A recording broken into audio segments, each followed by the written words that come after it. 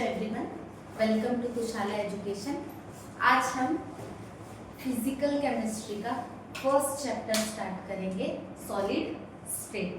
ठीक है, solid state start करने से पहले सबसे पहले स्टेट्स ऑफ मैटर्स क्या होती है, मैटर क्या होती है, सबसे पहले वो समझते हैं। क्या होता है मैटर?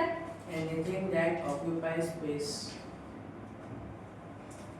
क्या होता है matter? Anything that occupies space, मतलब ऐसी कोई चीज है जो क्या, जिसका क्या हो, एक पर्टिकुलर मास हो और वो स्पेस ऑक्यूपाई करे। ऐसे सब्सटेंस को हम क्या बोलते हैं? मैटर। जैसे कि अगर मैं बात करूं पेन की, पेन का कोई मास है, अगर उसको मैं कहीं पे रखूं तो उसने एक वॉल्यूम कवर किया होगा, स्पेस ऑक्यूपाई करेगा। जैसे अगर हम बॉटल को देखें, बॉटल के अंदर में पानी है तो पानी का कुछ ना कुछ तो मास होगा।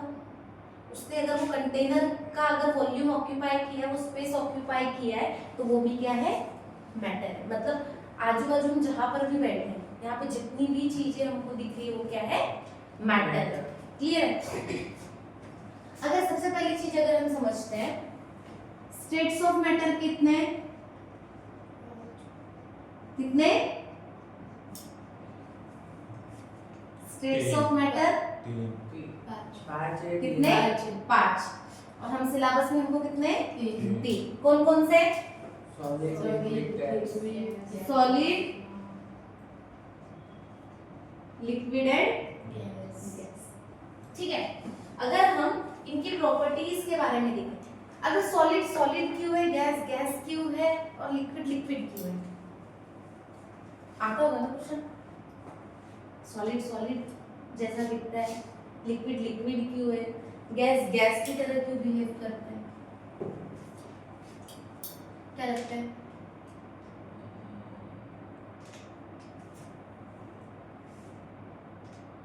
सॉलिड हार्ड रहता है। सॉलिड हार्ड होता है, बट क्यों होता है, मैंने ये पूछा। सॉलिड सॉलिड क्यों होता है? उसके पार्टिकल्स इंटरमॉलिक्यूलर स्पेस कम रहता है उसमें। क्या बोला था वेदांत? इंटरमॉलिक्यूलर फोर्स ऑफ अट्रैक्शन कैसा होता है? ज्यादा होता है। इसलिए सॉलिड क्या होता है? सॉलिड होता है। सबसे पहले मुझे प्रॉपर्टीज बताते हैं, देखते हैं सॉलिड लिक्विड गैस की।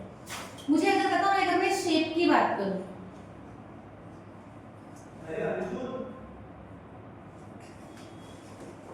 एक मिनट, अगर बात करें शेप की, तुम लोग नॉर्मली बताओ, सॉलिड का शेप फिक्स्ड होता है कि नॉट फिक्स्ड? देखा है कैसा होता है सॉलिड का शेप? फिक्स्ड होता है। लिक्विड का not fixed, not fixed. Gas ठीक है। अगर हम वॉल्यूम की बात करें,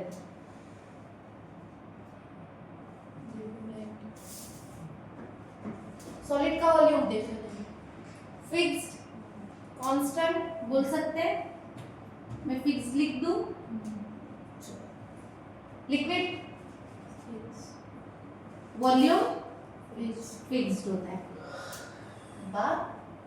मुझे एक बात बता, अगर मैंने 1 लीटर पानी लिया, 1 लीटर अगर पानी लिया, तो 1 लीटर पानी को चाहे मैं बॉटल में रखूं चाहे मटके में रखूं, वो तो 1 लीटर ही रहेगा ना।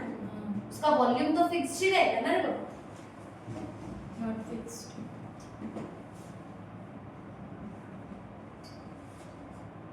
डन। उसके अलावा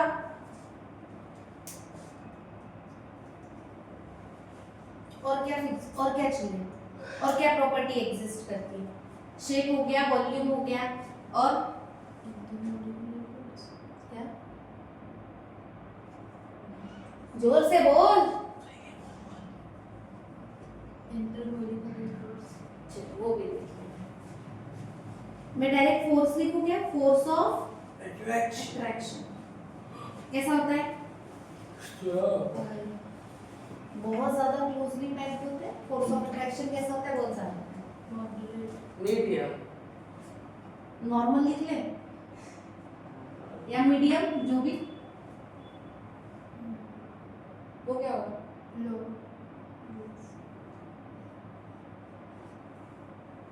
फोर्स ऑफ अट्रैक्शन इनके बीच का कैसा होता है? बहुत कम होता है। अगर मैं फ्लो कैपेसिटी की बात करूं, सॉलिड फ्लो होता है, नहीं, नॉट फ्लो, लिक्विड, लो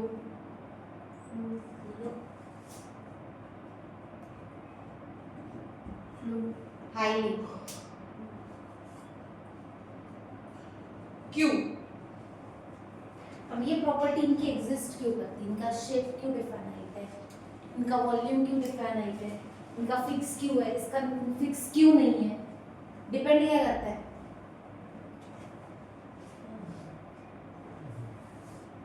किस पे डिपेंड करता है?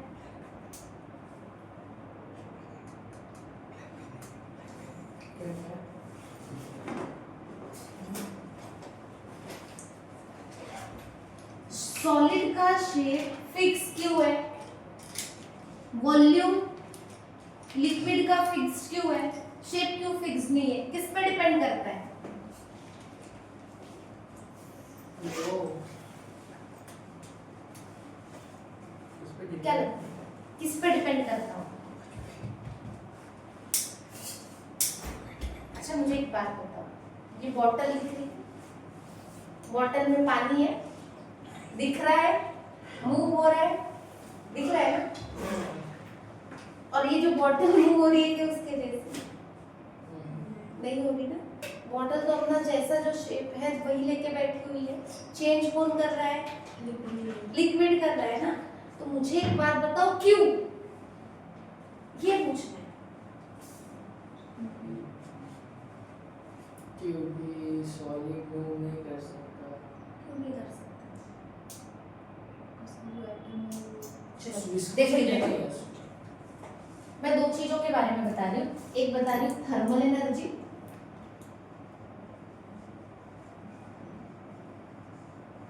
और सेकेंड आता है आपका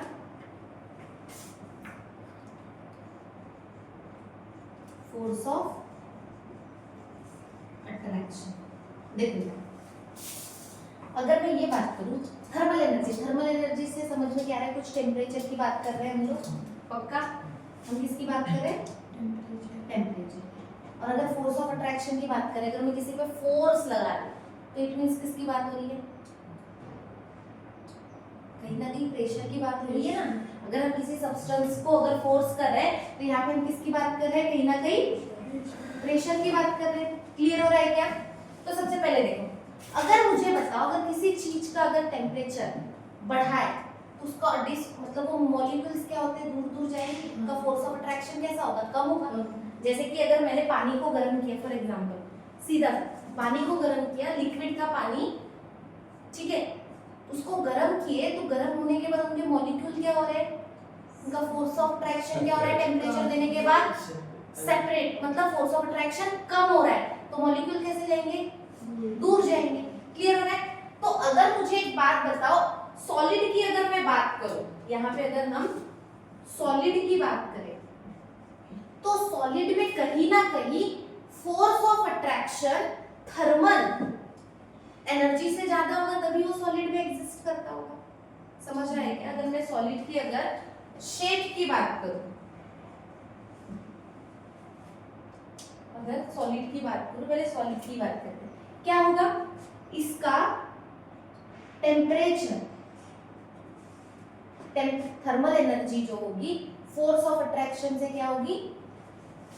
ज्यादा होगी, तभी ये सॉलिड में एग्जिस्ट कर रहा है। फोर्स ऑफ अट्रैक्शन से ज्यादा, sorry, force of attraction thermal energy से क्या होगा? ज्यादा होगा। गलत लिखा दिया क्या? Force of attraction thermal energy से क्या होगा? ज्यादा होगा, तभी ये सॉलिड में एग्जिस्ट करता होगा। जैसे ये सॉलिड पार्टिकल है, इसका थर्मल एनर्जी कम होगा as compare to force of attraction, तो ये कैसा एग्जिस्ट करेगा? सॉलिड में। पर अगर मैं वही जगह पे लिक्विड की बात करूं, लिक्विड में क्या होगा? ज्यादा क्या होगी? थर्मल एनर्जी ज्यादा होगी कि force of attraction? Thermal energy ज्यादा होगी as compare to force of attraction. तो क्या हो जाएगा? थर्मल एनर्जी ज्यादा होगी किससे? Force of attraction. इसलिए कैसा एग्जिस्ट कर रहा है लिक्विड में। अरे बाबा देखो, अगर फोर्स ऑफ अट्रैक्शन बढ़ जाता तो ये लिक्विड पार्टिकल काय में कन्वर्ट हो जाता? सॉलिड में ना। तो यहाँ पे क्या डिपेंड कर रहा है कि इसकी थर्मल एनर्जी ज्यादा है। वही अगर मैं गैस की बात करूं, गैस में थर्मल एनर्जी बहुत ज्यादा होगी as compare to force of attraction. Solid के पार्टिकल देखे ना हमने, सॉरी सॉलिड के बोल गैस के, ऐसे एज कंपेयर टू अगर मैं वही अगर लिक्विड बना दूं तो लिक्विड कुछ ऐसा रहेगा, और वही अगर सॉलिड कर दूं तो इस तरीके से कन्वर्ट हो जाएगा। समझ रहे हो? तो अगर मैं बात करूं फोर्स ऑफ अट्रैक्शन अगर थर्मल एनर्जी से ज्यादा है तो जो भी मैटर है वो कैसे एग्जिस्ट करेगा? सॉलिड में। अगर थर्मल एनर्जी ज्यादा हो जाए as compare to force of attraction तो क्या किस में एग्जिस्ट करेगा? लिक्विड। और अगर थर्मल एनर्जी बहुत ज्यादा हो जाए फोर्स ऑफ अट्रैक्शन से तो कैसे एग्जिस्ट करेगा? गैस। क्लियर हो रहा है क्या? पक्का? देखो यहाँ पे ये क्लियर है? अब मुझे एक क्वेश्चन और है आप लोगों से, सॉलिड का शेप फिक्स्ड क्यों है?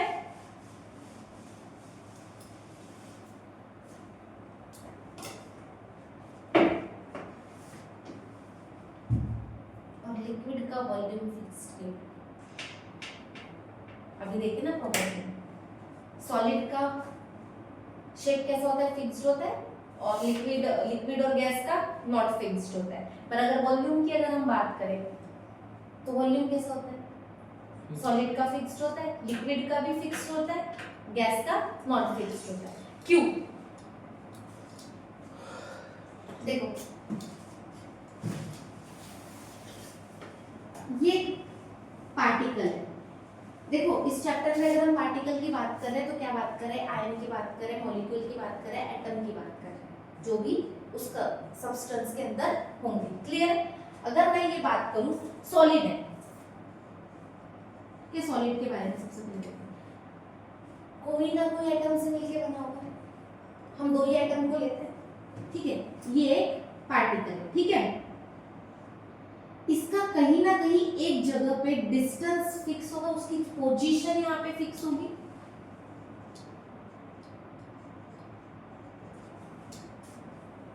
उसकी पोजीशन कहीं ना कहीं पे क्या होगी?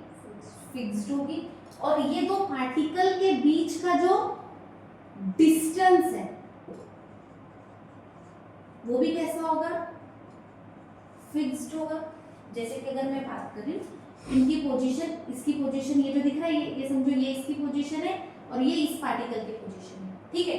और इनके बीच का डिस्टेंस अगर मैं d बोल दे रही हूँ, ठीक है? इनके बीच का जो मिनिमम डिस्टेंस, मीन डिस्टेंस अगर मैं d बोल रही हूँ तो मुझे एक बात बताओ, उसकी पोजीशन भी फिक्स हो गई, इसका डिस्टेंस भी फिक्स्ड हो गया, तो इसका शेप कैसा चला जाएगा? फिक्स्ड हो जाएगा।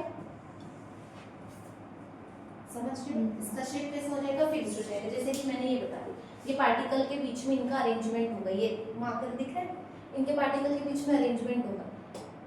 यहाँ पे एक मॉलिक्यूल है, बाजू में एक मॉलिक्यूल है, और उसके मॉलिक्यूल का जो पोजीशन है वो फिक्स्ड है, और साथ में उसके बीच का जो डिस्टेंस है वो भी कैसा है? फिक्स्ड है। तो ये कैसा एग्जिस्ट कर रहा है? इसका जो शेप कैसा रहेगा? फिक्स्ड रहेगा। कब चेंज होगा? जब हम इसके ऊपर में टेम्परेचर अप्लाई कर दें। अगर इसके ऊपर मैं टेम्परेचर अप्लाई कर दूंगी तो क्या हो जाएगा? फोर्स ऑफ अट्रैक्शन कम हो जाएगा, थर्मल एनर्जी बढ़ जाएगी, तो ये कैसा एग्जिस्ट करने लगेगा? लिक्विड में। समझ रहे हो ना? ये कैसा एग्जिस्ट करेगा? लिक्विड में। अगर वॉल्यूम की बात करूं, ये क्या हो गया? शेप के लिए। अगर वॉल्यूम की बात करूं तो वॉल्यूम में कैसा होगा? ठीक है, ये पार्टिकल है, ये सेकेंड पार्टिकल, ठीक है?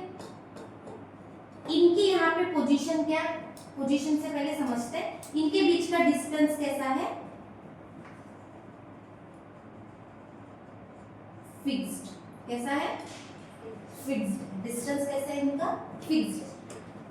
ये चाहे कहीं पे भी जाए, इनका जो बीच का जो वो जितना समझो फॉर एग्जांपल अगर डी है तो कहीं पर भी जाए क्या रहेगा, डी रहेगा। जैसे लिक्विड की बात कर रही हूँ मैं, लिक्विड फ्लो होता है ना, उसका वॉल्यूम फिक्स्ड होता है, ठीक है। कैसे, अगर मैंने समझो पानी लिया, पानी का एक मॉलिक्यूल का डिस्टेंस फिक्स्ड है, इसको अगर हम मूव कर रहे हैं, पोजीशन चेंज करेगा पर बीच का डिस्टेंस चेंज करेगा क्या? क्या करेगा वो? पोजीशन चेंज करेगा पर डिस्टेंस उनके बीच का, वो दो मॉलिक्यूल के बीच का कैसा रहेगा? फिक्स्ड रहेगा। पोजीशन इनकी चेंज हो सकती है पर डिस्टेंस कैसा रहेगा? फिक्स्ड होगा। तो इस वजह से ये कैसे एग्जिस्ट करेगा, इसका वॉल्यूम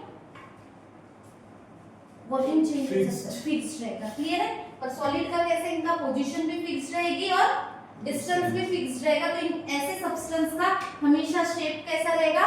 जैसा है वैसा। वही अगर मैं बात करूं वॉल्यूम की कंडीशन में, दो मॉलिक्यूल के बीच का पोजीशन चेंज हो सकती है पर डिस्टेंस कैसे रहेगा? सेम रहेगा। तो अगर समझो ये यहाँ पे है, ये मॉलिक्यूल अगर यहाँ पे है, तो अगर इसको अगर मैं इस जगह पे मूव कर रही हूँ, समझ रहे हो, डिस्टेंस तो सेम है पर पोजीशन चेंज किया ना, तो ऐसी कैपेसिटी में क्या हो जाएगा, उस कंडीशन में वॉल्यूम फिक्स रहेगा पर शेप क्या होगा? चेंज हो सकता है। जैसे कि मुझे एक बात बताओ, इस पानी को मैंने बॉटल में रखा है, इस पानी को मैं मटके में भी रख सकती हूँ, पानी फ्लोर पे भी डालूंगी तो भी वो इधर उधर फैल जाएगा पर रहेगा उतना ही, अगर 1 लीटर जितना है उतना ही रहेगा। सिर्फ हुआ क्या, उसने अपना वॉल्यूम फिक्स रखा पर शेप चेंज किया। समझ रहे हो? तो कंडीशन क्या याद रखना है, अगर किसी मॉलिक्यूल की पोजीशन और उनके बीच का डिस्टेंस अगर दोनों फिक्स्ड आ रहे हैं तो उनका शेप भी कैसा हो जाएगा? फिक्स्ड हो जाएगा। पर अगर मॉलिक्यूल के बीच का पोजीशन, मॉलिक्यूल की जो पोजीशन है वो अगर मूविंग है या चेंजिंग है, पर उनके बीच का जो डिस्टेंस है अगर वो सेम है तो उनका वॉल्यूम फिक्स्ड होगा, तब वॉल्यूम फिक्स्ड होगा। क्लियर है? क्लियर हुआ क्या दोनों पॉइंट? तो क्या बोलोगे, इसीलिए सॉलिड को अगर हम देखेंगे तो सॉलिड के पार्टिकल में क्या होगा, जैसे कि ये एक मॉलिक्यूल है, ये एक मॉलिक्यूल है, ये एक मॉलिक्यूल है, इनके बीच का पोजीशन भी कैसी होगी? फिक्स्ड होगी। और इनका डिस्टेंस जो इस मॉलिक्यूल का है डी, इस मॉलिक्यूल का भी डी, तो इनका शेप कैसे चेंज नहीं हो सकता, मतलब इनका शेप कैसा हो जाएगा? सॉलिड का फिक्स्ड हो जाएगा। पर भाई अगर लिक्विड की बात करें, लिक्विड का क्यों नहीं है शेप फिक्स? देखो इनका डिस्टेंस सेम है पर पोजीशन तो चेंज कर रहा है, अगर पोजीशन चेंज करेगा तो शेप फिक्स्ड नहीं होगा। सेम लिक्विड सॉरी गैस की भी कंडीशन कैसी है? पार्टिकल के बीच का डिस्टेंस ही कहाँ फिक्स्ड रहता है, एक पार्टिकल यहाँ है तो एक पार्टिकल यहाँ है। समझ रहे हो? इनके बीच का डिस्टेंस इतना डिसऑर्डरनेस है कि इनका तो डिस्टेंस भी फिक्स नहीं है, तो इनका शेप कहाँ से फिक्स्ड होगा? क्लियर हो रहा है? क्लियर है अभी? शेप और वॉल्यूम कैसे फिक्स्ड होता है? और सॉलिड में एग्जिस्ट क्यों करते हैं? क्योंकि उसका force of attraction thermal energy से ज्यादा होता है। लिक्विड क्यों? उनका थर्मल एनर्जी ज्यादा होता है as compare to force of attraction से, और गैस का थर्मल एनर्जी बहुत ज्यादा होता है फोर्स ऑफ अट्रैक्शन से। क्लियर है? डन? यहाँ तक क्लियर है क्या? पक्का? अब आते हैं हम हमारे सॉलिड पे।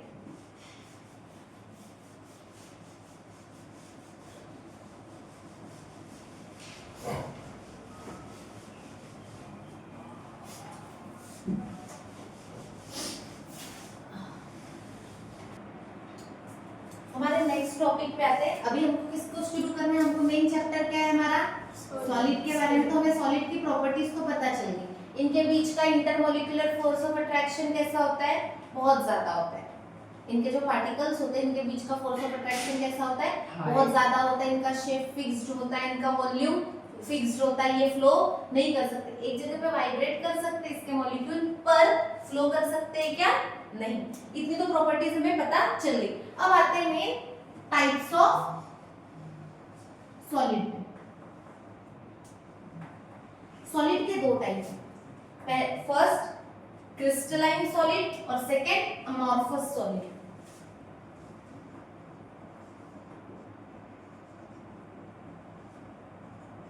पहला क्रिस्टलाइन सॉलिड और सेकंड अमॉर्फस सॉलिड। कभी सुना है क्या इनके बारे में?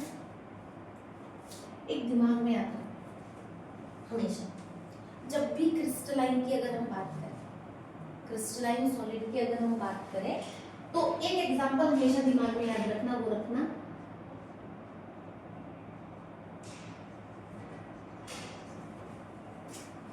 कौन?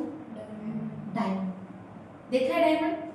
रियल तो नहीं बट नॉर्मल जो ऐसे डायमंड रहते हैं वो देखिए ना, उसका शेप देखिए हो कभी? डायमंड का शेप देखे मतलब हाँ। रिंग, ट्रायंगल, डायमंड कैसे डायमंड देखियो ना। हाँ। तो जब भी क्रिस्टलाइन की बात करूं तो दिमाग में क्या आना चाहिए? डायमंड। डायमंड। और अगर एमॉर्फस की बात कर रहे हैं तो रबर, पता है रबर क्या याद आना चाहिए? रबर। रबर या फिर प्लास्टिक, रबर या फिर क्लियर हो रहा है क्या? क्रिस्टलाइन की बात करूं तो, एमॉर्फस की बात करूं तो रबर, प्लास्टिक, कोल, कोयला, ठीक है, इनकी याद आना चाहिए। अब इनके बीच में क्रिस्टलाइन सॉलिड क्या होता है और एमॉर्फस सॉलिड क्या होता है वो समझते हैं सबसे पहले। मैं पहले कुछ शेप बना रही हूँ, सबसे पहले वो देखो।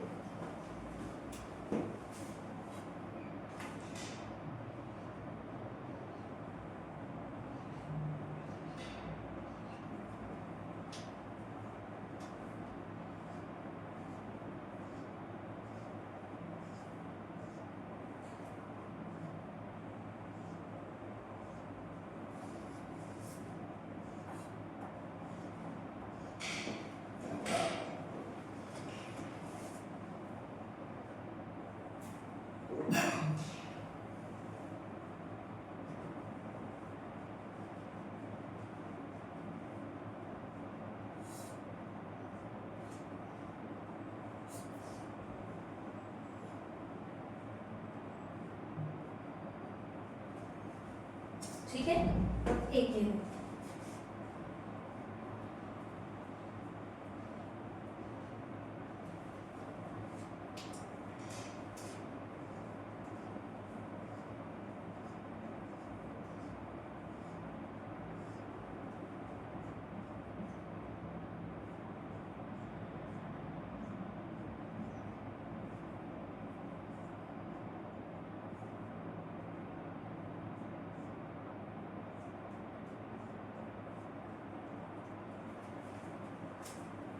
दोनों क्या डिफरेंस दिख रहा है?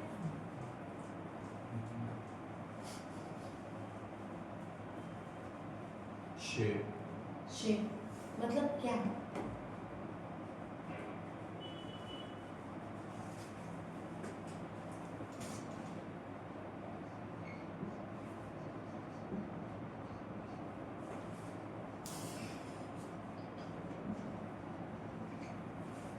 दोनों के बारे में डिस्कस करें तो इसी डायग्राम से डिस्कस। मुझे एक बात बता, अगर मैं क्रिस्टलाइन सॉलिड की अगर मैं बात कर रही हूँ, क्रिस्टलाइन सॉलिड में एक चीज समझ में आ रही है, जो अरेंजमेंट है पार्टिकल का वो कैसा है? रेगुलर है, पीरियोडिक है, पीरियोडिसिटी कली है, इनका अरेंजमेंट बिल्कुल प्रॉपर वे में अरेंज्ड है। इनका सबसे पहला क्या बात की हमने, इनका अरेंजमेंट कैसा है? अरेंजमेंट कैसा है? रेगुलरिटी में, रेगुलरिटी में और पीरियोडिकली है। इनके अरेंजमेंट में कैसे पीरियोडिसिटी है और अरेंजमेंट कैसा है इनका? रेगुलर। देख रहे हो, प्रॉपर अरेंजमेंट है, डिस्टेंस वगैरह भी इनका सेम। और भाई अगर एमॉर्फस की बात कर रही हूँ तो इसका अरेंजमेंट कैसा है? इरेगुलर है, दिख रहा है ना? कैसा दिख रहा है? अरेंजमेंट इरेगुलर दिख रहा है। पीरियोडिक है क्या? नहीं। कोई भी मॉलिक्यूल कैसे भी आई, इनमें देखो black black black black, red red red, दिख रहा है ना? प्रॉपर एक पीरियड, मतलब देखा जाए तो अरेंजमेंट बिल्कुल एक प्रॉपर वे में अरेंज है। इनका कोई शेप समझ में आ रहा है? देखो यहाँ पे बरोबर ट्रायंगल बना है, यहाँ बरोबर ट्रायंगल, सॉरी बरोबर स्क्वायर बन रहा है, यहाँ पे क्या बना? ट्रायंगल।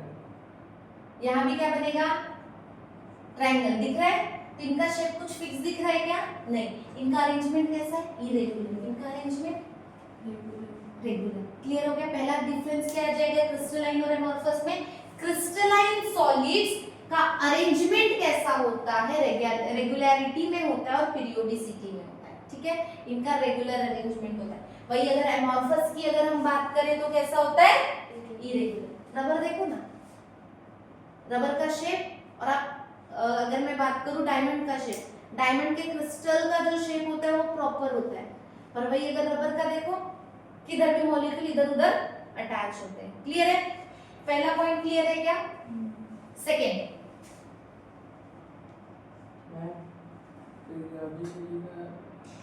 देख पीरियोडिसिटी कैसा होता है, स्पेलिंग गलत है। फिजिक्स पे आए थे, स्पेलिंग्स पे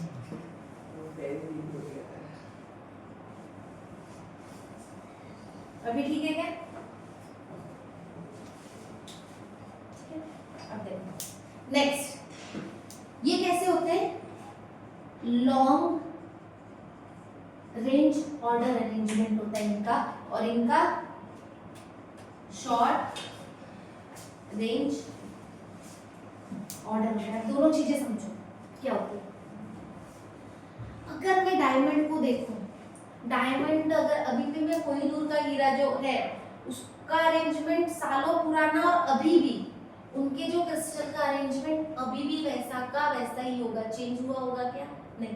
मतलब क्रिस्टलाइन सॉलिड कैसे होते, कितने भी सालों तक, कितने भी टाइम तक अगर रहे तो उनके बीच का जो अरेंजमेंट है वो चेंज नहीं होता, इसलिए इनको क्या बोला जाता है, लॉन्ग रेंज ऑर्डर। मतलब इनके जो मॉलिक्यूल्स हैं इनका अरेंजमेंट बिल्कुल भी क्या होता है, चेंज नहीं होता है, इसलिए इनको हम बोलते हैं लॉन्ग रेंज ऑर्डर। पर वही अगर मैं इनकी बात करूं, एमॉर्फस सॉलिड, एग्जांपल ग्लास का लो, ग्लास काफी सालों से अगर कहीं पर है तो वो कैसा होता है, एमॉर्फस सॉलिड नीचे की तरफ फ्लो होता है, उनका जो स्ट्रक्चर है वो कैसा हो जाता है, चेंज हो जाता है। अगर हम एमॉर्फस सॉलिड की बात करें, इनका स्ट्रक्चर कैसा हो जाता है, चेंज हो जाता है। रबर देखो, हम उसको घसते वगैरह उसका शेप चेंज होता है ना, टेम्परेचर के साथ में वैरी करके वो अलग तरीके से फ्लो करने भी लग जाता है, अलग गर्मी में तो देखे होंगे ना, रबर का मोस्टली रबर हम यूज करते हैं काय में, गाड़ी वगैरह में शेप चेंज होता है ना उनका, तो मोस्टली क्या देखते हो, इनका जो अरेंजमेंट इरेगुलर होता है और समय के साथ में ये कैसे हो जाते हैं, चेंज हो जाते हैं, इसलिए इनको क्या बोला जाता है, शॉर्ट रेंज ऑर्डर। अगर मैंने एक बार डायमंड लिया, सबसे अच्छे एग्जांपल से डायमंड लिया और रबर लिया, दोनों को धूप में रखना, कंटिन्यू धूप में रखो, कुछ समय बाद देखना सालों बाद ना धूप में अपन ऐसे टेम्परेचर पे रखना। अगर मैं बात करूं क्रिस्टलाइन सॉलिड्स की, वो वैसा का वैसा ही रहेगा, पर रबर अपना शेप चेंज कर लेगा।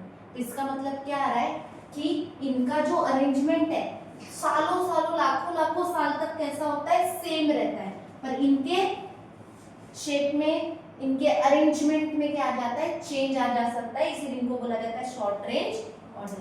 क्लियर है क्या, पक्का। अब देखो थर्ड,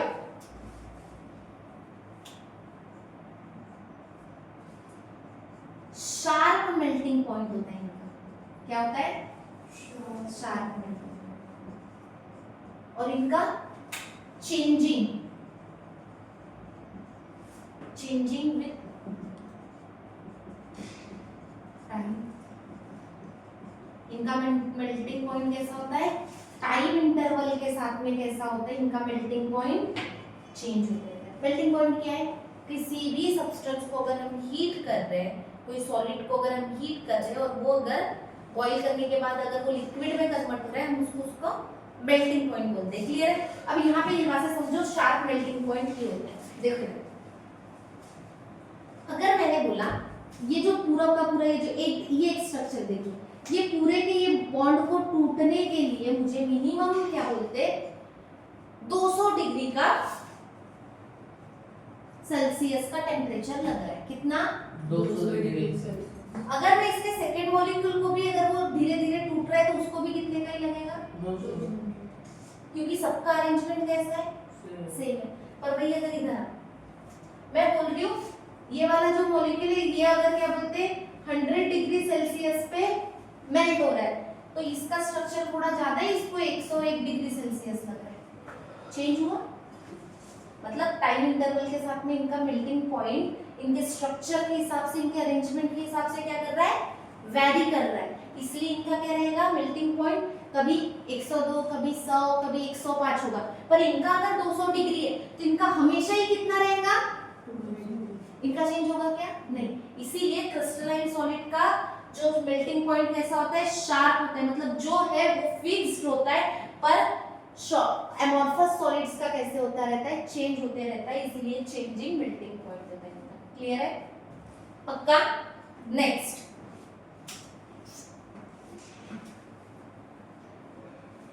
क्रिस्टलाइन सॉलिड होते हैं एनसियोट्रॉपिक। क्या हो गया, कुछ दिक्कत?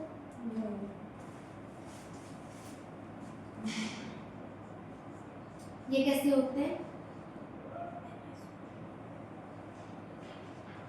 एनाइसोट्रॉपिक होते हैं। कैसे होते हैं, एनाइसोट्रॉपिक होते हैं। कैसे, सुनो। और ये कैसे होते हैं, आइसोट्रॉपिक होते हैं। क्लियर है। अब इनका मीनिंग सबसे पहले समझो, आओ आगे।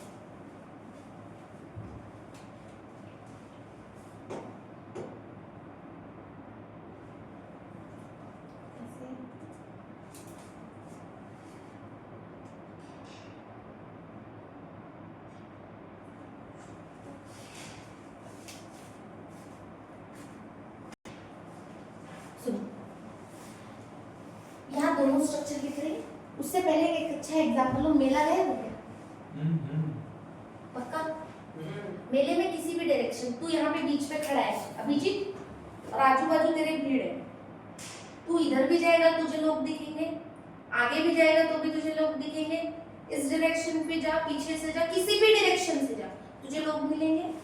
हर तरफ से इक्वल अरेंजमेंट, एक हर तरफ से एक ही एनवायरनमेंट मिल रहा है, इधर से भी लोग मिल रहे हैं, इधर से भी लोग मिल रहे हैं, इधर से भी लोग मिल रहे हैं, ठीक है।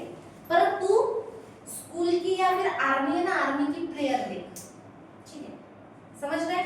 एक बंदा यहाँ लगा है, एक ये लाइन, बीच में जगह, फिर एक बंदा लगा है, फिर लाइन, समझ में आ रहा है। इसलिए से एक बंदा है, इसके पीछे में लोग होंगे, फिर ये दूसरे बंदे के पीछे में लोग होंगे, ठीक है।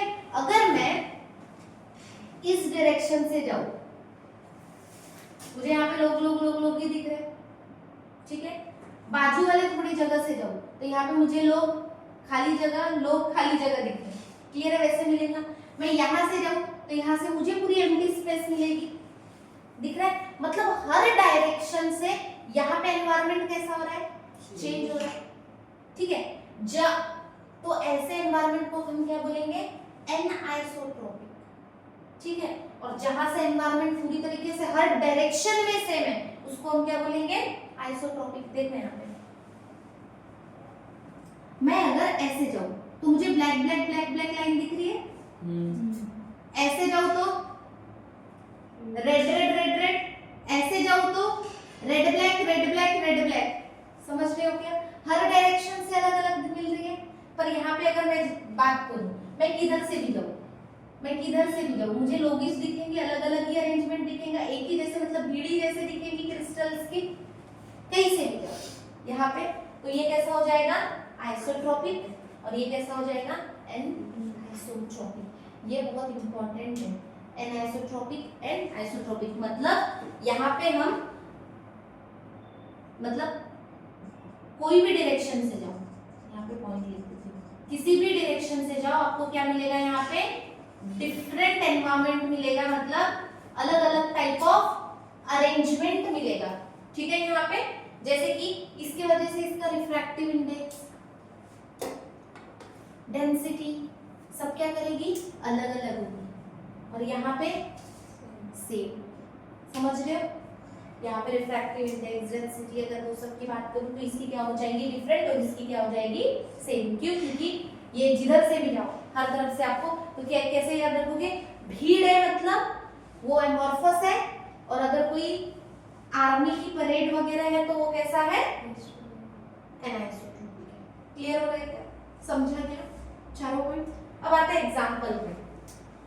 क्रिस्टलाइन के एग्जांपल, मोस्टली हर मेटल, जितने भी हमारे पास में मेटल है उनके पार्टिकल जो अरेंजमेंट होता है वो कैसा होता है? सेम होता है। तो इसके एग्जांपल क्या क्या आ जाएंगे यहीं पे देख लो। Diamond, metal, salt like NaCl, मैं अगर बात कर लूं MgO, ये सब क्या है आपके एग्जांपल आ जाएंगे आपके क्रिस्टलाइन सॉलिड पर एमोर्फस सॉलिड। एक बात याद रखना, मोस्टली अगर देखा जाए, कुछ हुआ क्या?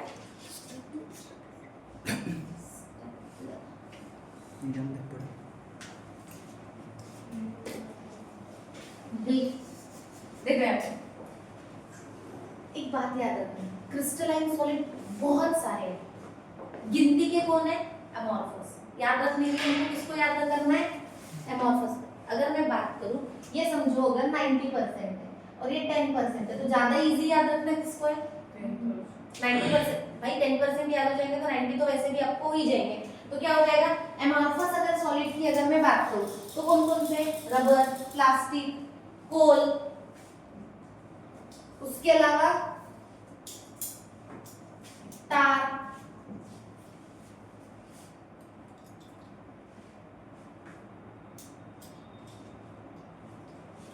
चलो पॉलीमर, सेलोफेन, ये सब किसके एग्जांपल है आपके? एमोर्फस सॉलिड्स के। तो आपको इन सब प्लास्टिक, पॉलीमर तो आपको मैंने लास्ट टाइम भी प्लास्टिक, पॉलीविनिल क्लोराइड वगैरह जो जितने भी थे, टेरिलीन, टेफ्लॉन,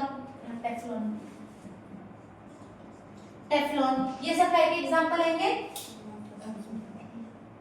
एमोर्फस के। अब एक चीज, एक पॉइंट बता दो, क्लीवेज। क्लीवेज मतलब ब्रेक करना, तोड़ना किसी चीज को। अगर हम किसी क्रिस्टलाइन सॉलिड को अगर हम क्लीवेज कर रहे मतलब ब्रेक कर रहे, तो आपको हमेशा क्या मिलेगा? क्रिस्टलाइन सॉलिड पे आपको कैसा मिलेगा? स्मूथ सरफेस मिलेगी। कैसी मिलेगी? स्मूथ सरफेस मिलेगी। अगर मैं मेटल को काटूं तो आपको जो सरफेस मिलती है वो कैसे मिलती है? स्मूथ मिलती है। पर वही अगर एमोर्फस की बात करूं तो वो कैसी मिलेगी? रफ। जैसे कि देखो, इरेजर यूज करते हो ना, इरेजर को घसो, सरफेस स्मूथ रहती है क्या? नहीं। तो इनका जो स्ट्रक्चर कैसा रहेगा? जब अगर हम इनको क्लीवेज कर रहे हैं तो रफ मिलेगा, और इनका सरफेस कैसा? क्रिस्टलाइन का आपको हमेशा क्या मिलेगा? स्मूथ मिलेगा। यहाँ तक डन है क्या? एग्जांपल क्लियर है? क्या होता है crystalline solid? Regular arrangement, periodicity होती है उनके अरेंजमेंट्स ऑफ पार्टिकल्स में। वही अगर मैं इनकी बात करूं तो क्या होता है? एमोर्फस इरेगुलर होते हैं।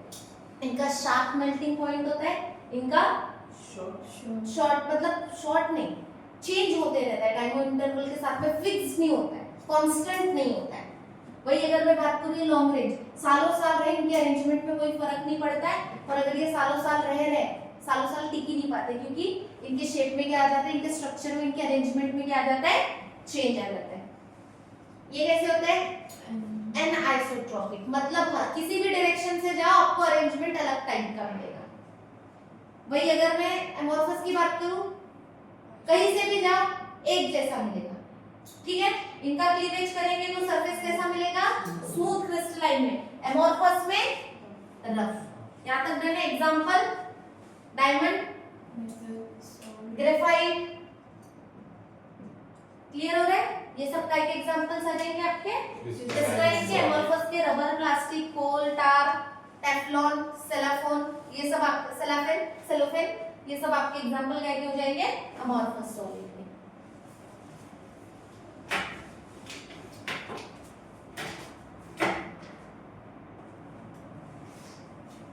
नेक्स्ट टॉपिक पे आते हैं हमारे आइसोमॉर्फिज्म। और इस स्पेलिंग में 8 कमेंट, आइसोमॉर्फिज्म और पॉलीमॉर्फिज्म। ठीक है, चलो यहाँ पे इसमें क्या है? 2 और more substance having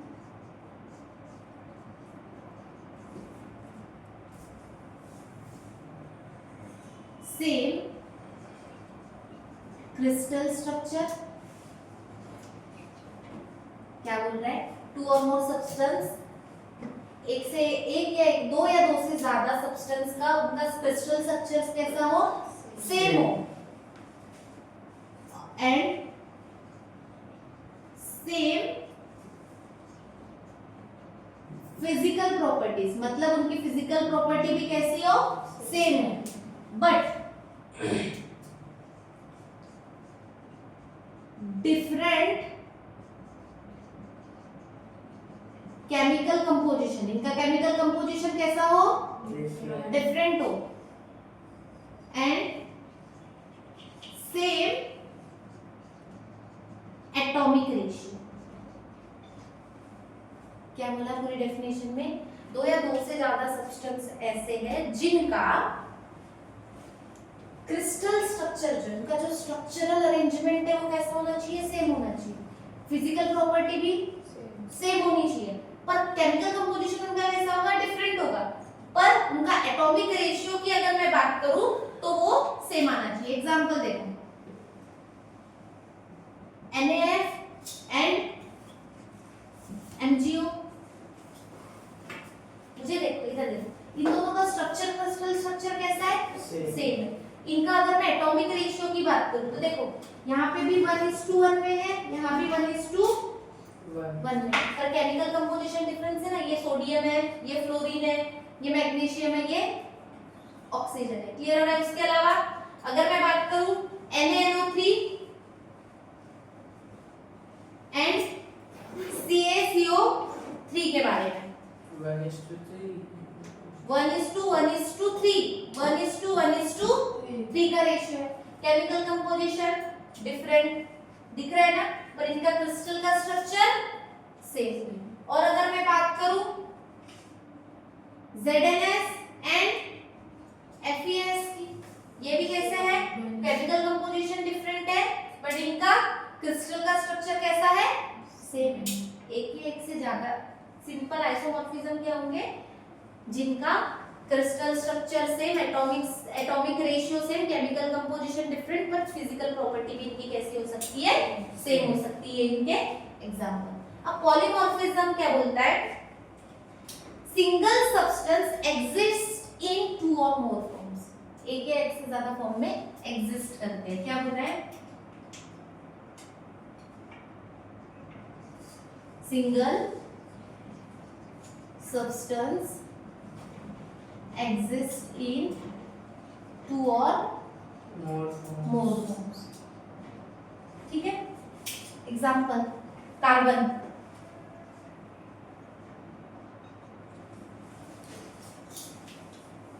carbon diamond के फॉर्म में भी एग्जिस्ट करता है, ग्रेफाइट के फॉर्म में भी एग्जिस्ट करता है, ठीक है। सॉरी यहाँ पे टू और मोर क्रिस्टल फॉर्म में ना, क्या होगा कार्बन का, डायमंड भी है